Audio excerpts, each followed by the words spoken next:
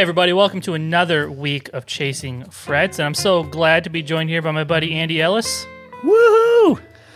And this week our guest is Matt Smith, who's an old friend of mine who I met years and years ago when we both worked for the National Guitar Workshop. I was still in college. It basically was my internship in college, and I was just a simple resident advisor babysitter one summer, and then the next summer I became a campus director, and then did that for a few summers, and then went on to work there full time.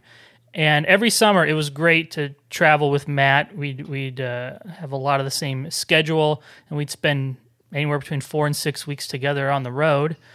And he reached out. He's releasing 8 or 9. I can't remember. So many records. How many? He's putting out 8 or 9 records. I think it's 8, but we won't quibble at this point. Yeah. Anything over 5 is not. We're not going to quibble. And so there's a couple new records he's putting out, and then he's taken a bunch of his older material, even like going as far back as the late '80s, and kind of putting it out in the digital world for the first time. So we'd highly encourage you to check those out, and there'll be links down in the description for that. But today's episode is something we both learned something about, Andy, and that was how to dip into the world of becoming a multi-instrumentalist. Yeah, and Matt has, if we were talking about an artist and a palette of colors, Matt has an enormous palette of sonic colors at his fingertips, quite literally. Guitars, baritones, world stringed instruments, banjo, mandolin, everything under the sun. And he tells us the magic secret, I found it to be the magic secret, of that unites all these instruments and that allows one to explore other stringed instruments and not get lost in the exploration. Yeah, and without giving too much away, it's also was a way to think about different tunings and how they're connected together. Because before this, I always thought of, okay, I have my standard chord shapes that I use in standard tuning that we all know and love. And when I went to a different tuning, I just thought of a completely different set of chord shapes. I just tried to reprogram my mind that, okay, I'm in open G or whatever. These are the shapes for that tuning. But right. Matt really unlocks a way to think about them that connects them, that helps you learn them more efficiently, you know. The unifying theory of everything. That's right. So so Matt Smith is our guest this week, so let's just hop right into it, and here's our first conversation with Matt Smith. All right, Matt, thank you so much for joining us this week on Chasing Frets. It's a pleasure to be here. Huge fan of Chasing Frets. You've been doing it all your life, right? Chasing those frets. chasing strings or chasing guitars, I guess is the whole thing. The entire guitar, not just the frets.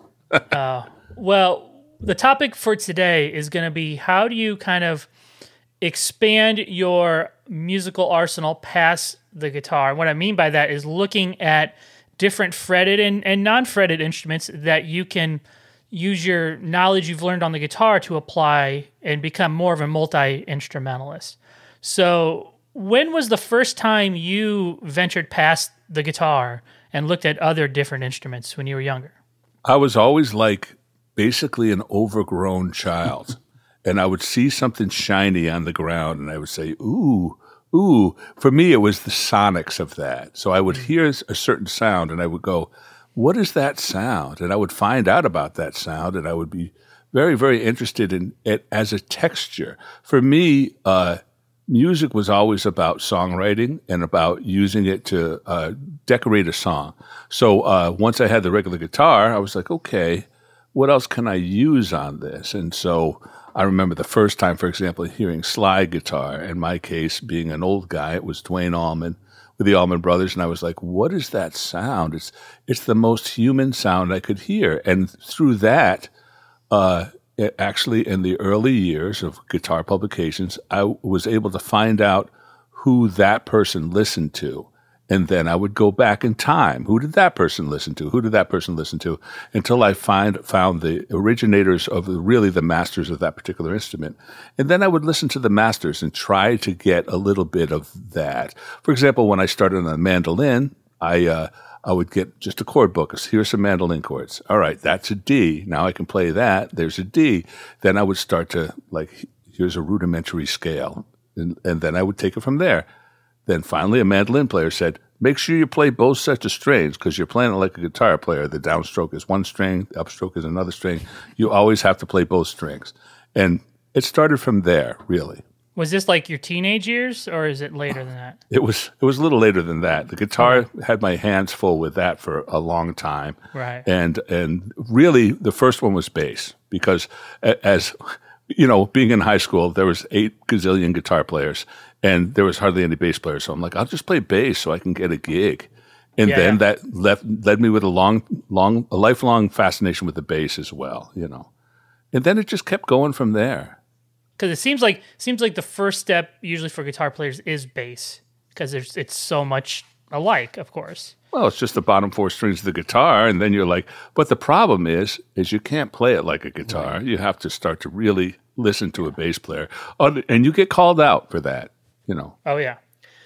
So, Matt, you play a whole bunch of stringed instruments, and I'm thinking, despite the differences in numbers of strings and the tuning and the scale length and the register that the instrument might be in, and many other details, body size, do you find a unifying theme that allows you to step into a new instrument from the instrument that you already play? I do, and it involves understanding tunings.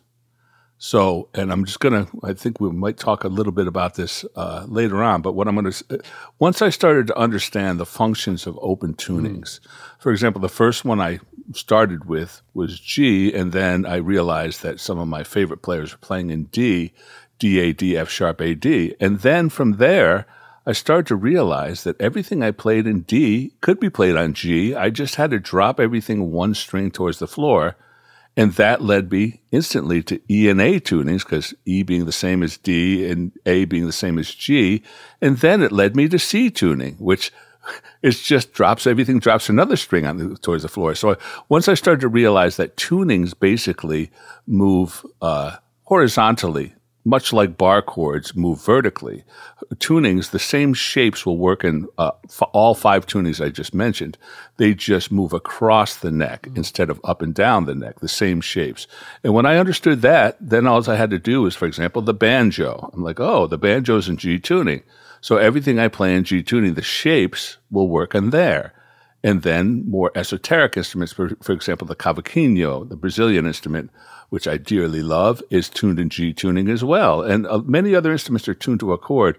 Anything that's tuned to a chord, you can use the same chord shapes that you would use in guitar open tunings.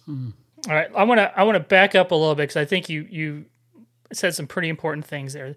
Is that you think of when you say horizontal, you mean going up the neck from the nut towards the bridge, and when you say right? Horizontally, I think of moving across the fretboard. Oh, okay. And then vertically up the neck.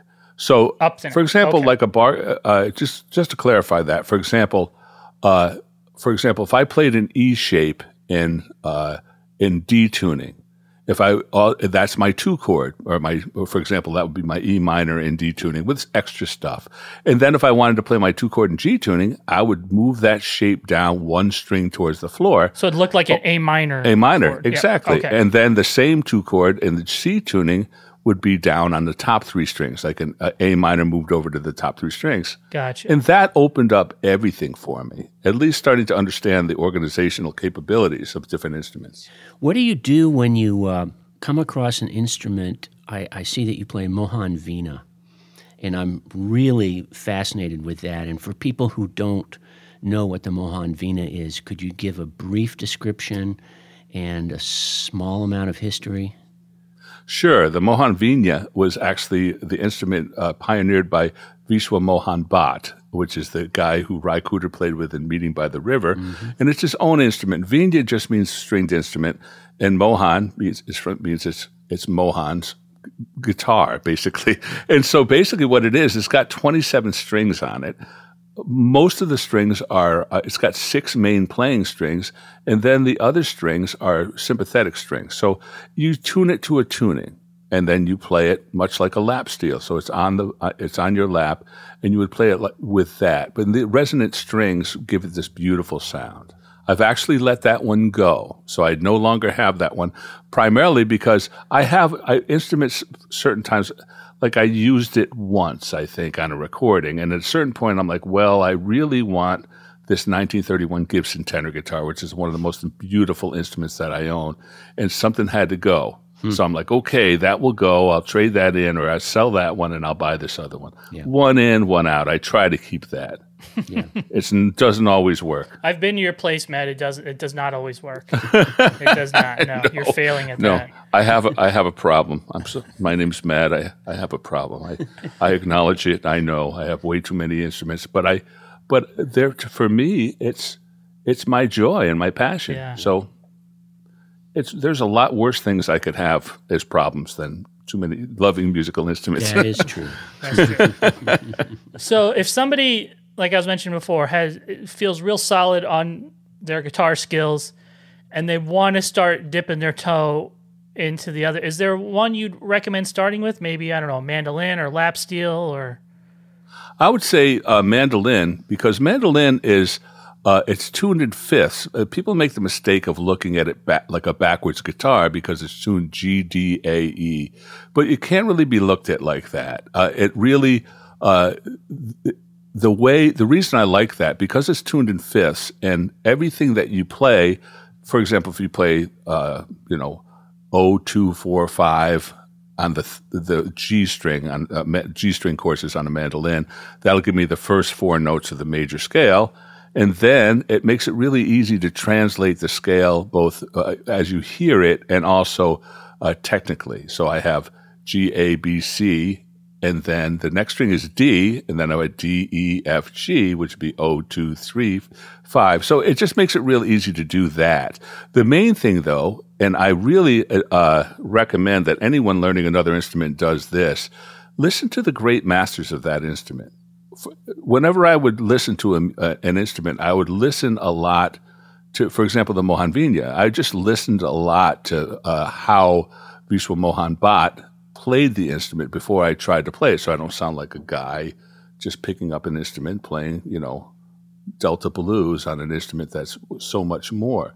So with the mandolin, I would listen to, for example, to Jethro Burns, who was, the father of jazz mandolin, and I would listen to his playing because I was really attracted to that style of playing more than bluegrass style of playing, because I really, really love the round sound hole mandolin as opposed to the F sound hole. I just like the sound of it. Mm-hmm. It's more versatile to me. And then I also looked at it as something for me to get what I needed from it, not to sound like Bill Monroe. I wanted to sound like me, and I knew what I wanted to do with it, but I didn't necessarily want to sound like all the other mandolin players, because that requires a lifetime of study. And for me, it was more about the texture and the sound of it, and for me to be able to make it do what I needed it to do, other than making it a lifetime of study.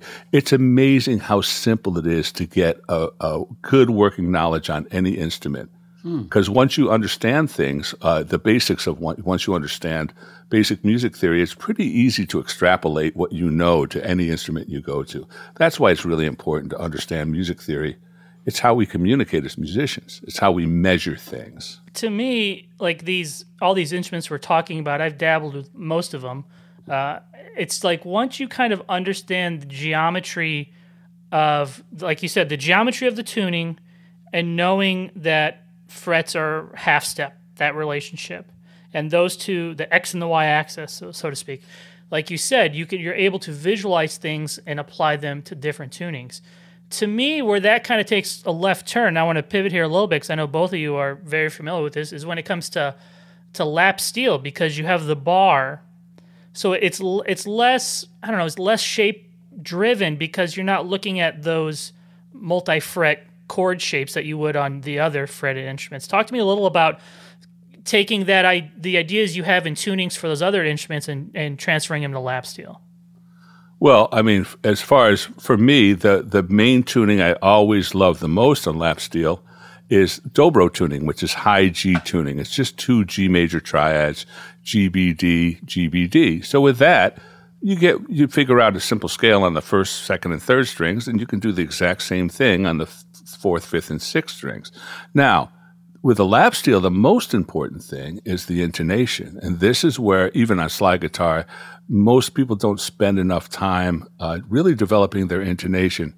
It kind of is a pet peeve of mine. I think a lot of people play slide out of tune and lap steel out of tune. And you have to look at it this way. It's basically like playing fretless guitar with one finger. And because the bar is over the fret, you can't actually see where you are. You have to trust your ears. So it's really important when you're learning how to play lap steel or any slide instrument to have a relative pitch, like a chord or something to hear, so that you can match it. Because you can't see the fret markers because the bar is over the top. You have to trust your ears. Once you have that, the next thing is about really just resolving to the notes in the chord. It's really great because with lap steel guitar, everything is kind of laid out around the chord. If you analyze it according to music theory, you have root third fifth, and high G tuning, GBD, GBD. So then I know if I have the root on the bottom string and the third string, for example, if I want a major 7, I go back a half step, and then I can go up a whole step for 2 on the sixth and the third strings for my second note of the major scale. Then the next string, both the fifth and the second string, are the third. So if that's the third, the fourth will be 1 fret up from there on both those strings. And then I go to the next strings, the fourth and the first string. That's the fifth of the chord. And then from there, I can go either back to the 4 or up to the 6, or even up another half step to the flat 7. That way I know how to build a scale from it. Now, there's another really simple way to look at lap steel too. How do I deal with minor chords? And the simple way to do that, if I want to hit a G minor and I'm at the 12th fret, I just move the top 3 strings up 3 frets, which gives me a B flat chord, which is basically a G minor 7th without the G. So that's how you deal with minor chords. Anywhere you are, just move up 3 frets and you have the minor of that chord without the root. Somebody has to play the root, either the bass player or the guitarist or something. But that's how you do it. There's a whole bunch of other little formulas for major 7ths and, diminished chords and stuff like that. But you'll find, again, it's actually really simple and really pretty easy to play. I did a series of 5 videos for this that's available on my site. How to play lap steel and high G tuning. It's made for guitarists, so you can always check those out if you want. Now, Andy, I don't know if you'll remember, but when we were talking to Joey Landreth about navigating in open tunings without a slide, he mirrored that exact method that Matt just described, where you think of the triad and you look for the scale tones right next to the notes of the triad and start mapping above and things below. out. Yep. One above, one below. And you start mapping things out that way through inversions up and down the neck. And like we said at that time, it doesn't matter whether you're in open tuning or not. That method works no matter what. For standard, yeah. And on any instrument, yeah. That's a great way to look at it. Yeah, and I was saying that's the big takeaway for me from this conversation is instilling in my mind that if you can know basic music theory when it comes to triads and inversions, which isn't some highbrow academia concept, you could probably learn it in 10 or 15 minutes, and be able to mentally map those out, and no matter what tuning, what instrument you're on, then that just unlocks everything. And that also carries into what you were saying, is because that was probably, once you learn the triads on these instruments, that's what probably led you to that discovery of moving those shapes vertically across the fretboard. It's amazing because all instruments, people tend to look at things, and I guess this is an analog for life. At a certain point as a musician, you realize that everything is connected. And this is a little more philosophically. Your songwriting, your singing, your guitar playing, your improvisation is all connected. They're not compartmentalized. And as you understand the same thing with life like that, you also start to understand music is like that too, and the way musical instruments. That's why it's so important to understand simple major scale theory. Understand the major scale. We're not talking algebra here. It's just 2 frets and 1 frets, and then understand, major, minor, minor, major, major, minor, diminished, major. That's just the organizational capabilities of that. Once you understand how to make a minor shape in any tuning, that's just going to, you can go major, minor, minor, major, major, minor, diminished, major, very simply. And you can pretty much figure out the organizational capabilities of that. All I'm doing, I'm a self-taught lunkhead. So I just kind of look at things have to be simple for me. I have to understand it in a really simple way. I failed miserably in my music theory courses in high school. And just because it didn't relate to what I was doing at the time. Like what is a median? If you just said 3, I would understand that. Just call it 3. Don't call it subdominant for 4. Just say 4. That just made everything really, really complex for me, and it made my head hurt, and it intimidated me. And music is supposed to be called playing music, not hurting your head. In addition to being, a monster player, Matt, you're also known as being a really gifted music instructor and guitar teacher. When you first meet a new student who comes to you basically as, a blank slate, maybe they've had some musical instruction, but what do you listen for and look for when you first encounter this new student? It's I ask them a series of questions to understand their thought process. So everyone thinks differently, and I'll ask them certain questions like, who are your favorite? What do you really like? Above that, I ask them, what are your goals? Like, what do you want to do?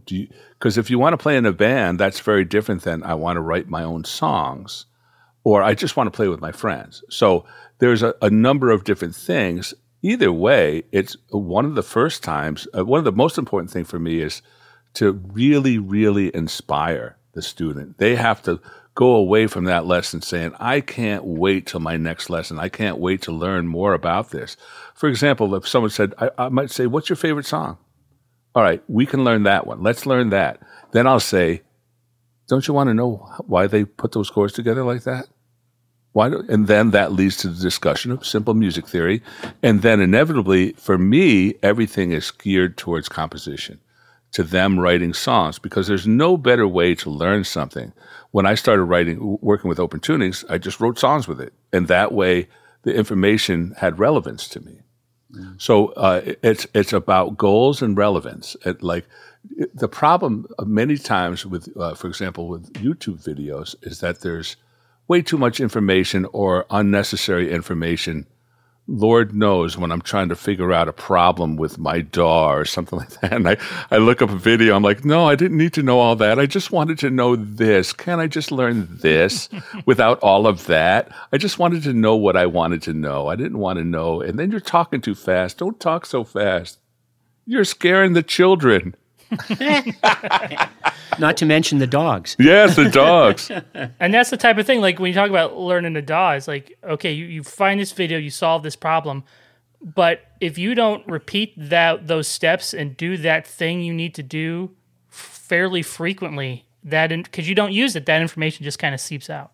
I also want to add really quickly for some of our listeners who may hear us go DAW, DAW, DAW, what DAW actually stands for, D-A-W, and forgive me if the listener already knows, but for those who don't, Digital Audio Workstation. So it's a shorthand for Digital Audio Workstation, and now it means the software, now it means whatever you're recording digitally, not a tape machine, DAW.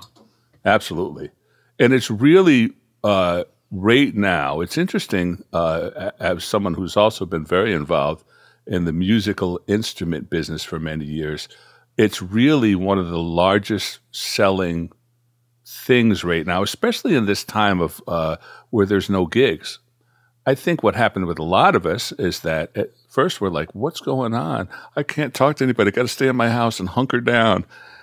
I'm going to buy all the toilet paper I can find and just sit in my house with giant piles of toilet paper and bleach, and no one's going to hurt me because I'm all set up here, and I'll never have to worry about any of this stuff ever again. And then at a certain point, you're like, okay, this is going to be like this. At first, we're all like, it's going to be over by July. And then when it wasn't, we're like, okay, time to get to work. There's no gigs, so what am I going to do now? How am I going to express myself creatively? I'm going to start to work on that record I've been meaning to do for all this time. Mm-hmm. And so that's what a DAW is. That's what you're recording on. Pro Tools, Logic, Digital Performer, Studio One, there's a million of them, Yeah. And the best one is the one the best. Absolutely. Yeah. People are like, which one sounds the best? I'm like, well, it's just ones and zeros. It doesn't matter about your DAW. It matters about your interface, really, and your speakers and your knowledge, Anyway. Cool. Well, thank you so much, Matt, for joining us today. Join us later this week for more with Matt Smith.